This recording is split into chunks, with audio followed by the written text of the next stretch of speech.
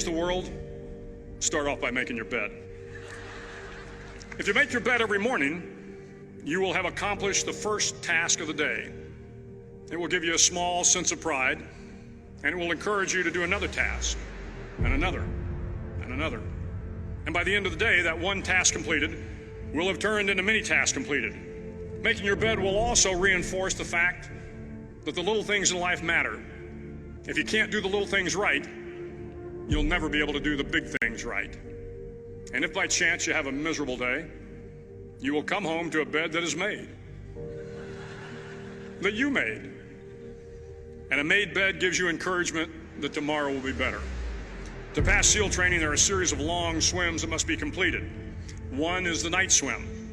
Before the swim, the instructors joyfully brief the students on all the species of sharks that inhabit the waters off San Clemente. They assure you, however, that no student has ever been eaten by a shark, at least not that they can remember. But you are also taught that if a shark begins to circle your position, stand your ground. Do not swim away. Do not act afraid. And if the shark, hungry for a midnight snack, darts towards you, then summons up all your strength and punch him in the snout, and he will turn and swim away. There are a lot of sharks in the world. If you hope to complete the swim, you will have to deal with them. So if you want to change the world, don't back down from the sharks. Over a few weeks of difficult training, my SEAL class, which started with 150 men, was down to just 42. There were now 6 boat crews of 7 men each.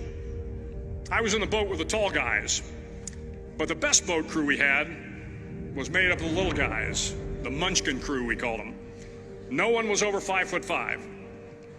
The Munchkin boat crew had 1 American Indian, 1 African American, 1 Polish American, 1 Greek American, 1 Italian American, and 2 tough kids from the Midwest. They out-paddled, outran, and outswam all the other boat crews. The big men in the other boat crews would always make good-natured fun of the tiny little flippers the Munchkins put on their tiny little feet prior to every swim. But somehow these little guys from every corner of the nation and the world always had the last laugh, swimming faster than everyone and reaching the shore long before the rest of us. SEAL training was a great equalizer. Nothing mattered but your will to succeed, not your color, not your ethnic background, not your education, not your social status. If you want to change the world, measure a person by the size of their heart, not by the size of their flippers. The 9th week of training is referred to as Hell Week.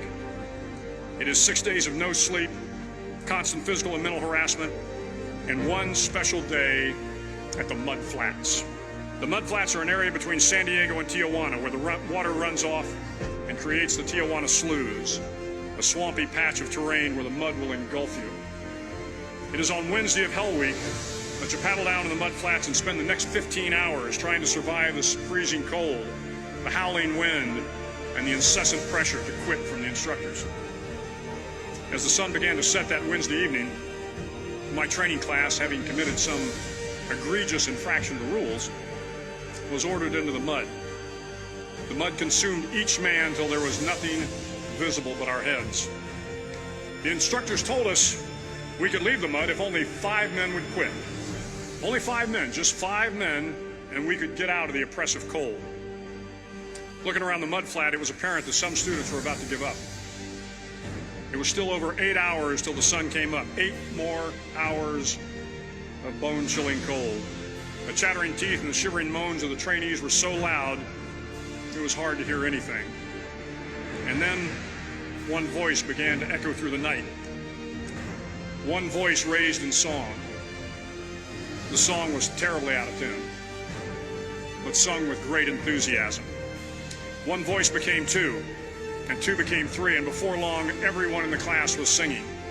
The instructors threatened us with more time in the mud if we kept up the singing, but the singing persisted, and somehow the mud seemed a little warmer, and the wind a little tamer, and the dawn not so far away.